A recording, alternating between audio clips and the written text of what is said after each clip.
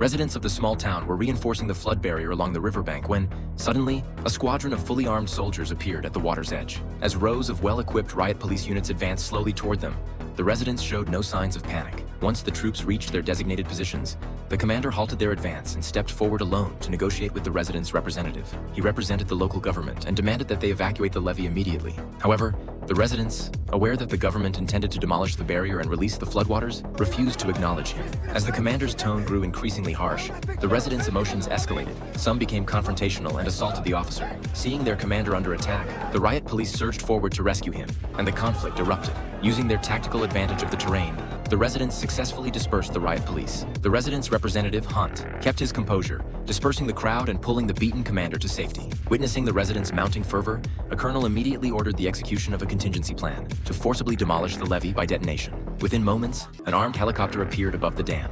Upon detecting the helicopter's intent, Hunt urgently called on the residents to climb the embankment to prevent the forced destruction of the dam. The helicopter deployed dummy rounds to prevent the residents from ascending the levee while descending to prepare for bomb deployment. In the critical moment, Hunt grabbed a flare gun from a vehicle and fired it at the aircraft. Reluctantly, the pilot had no choice but to temporarily withdraw. Shortly thereafter, the colonel deployed firefighting units armed with high-pressure water cannons to drive the residents from the levee. Yet, undeterred, these residents charged up the embankment once more, determined to defend their homes. Had the helicopter dropped its payload at that moment, the civilians below the dam would have faced mortal danger. Nevertheless, the colonel insisted that the soldiers on the helicopter execute their orders. Faced with the crowd on the dam, the soldier could not bring himself to carry out the command. He feigned poor signal reception and hung up on the colonel. Because journalists were present at the scene, the provincial governor reluctantly ordered the mission abandoned. After the scene returned to calm, Anna ascended the levee with a heavy heart. Before her, the raging river seemed poised to consume everything. The residents, having successfully defended the barrier, remained unaware that the surging floodwaters were already spreading toward the city center.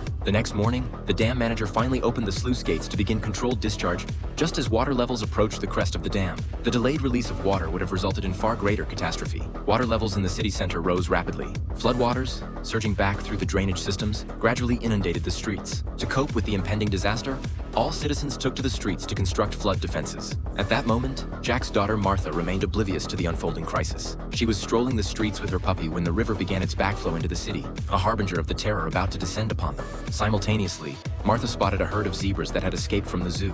Excited, her puppy broke free from its leash and bolted after them. Familiar with the surrounding streets, the dog headed for an underground passage to pursue the zebras. Martha chased after her pet into the tunnel, where she finally noticed something amiss. Seeing the torrent of floodwater cascading toward her, she turned and fled. But before she could scramble out of the underground passage, the surging deluge engulfed her in an instant.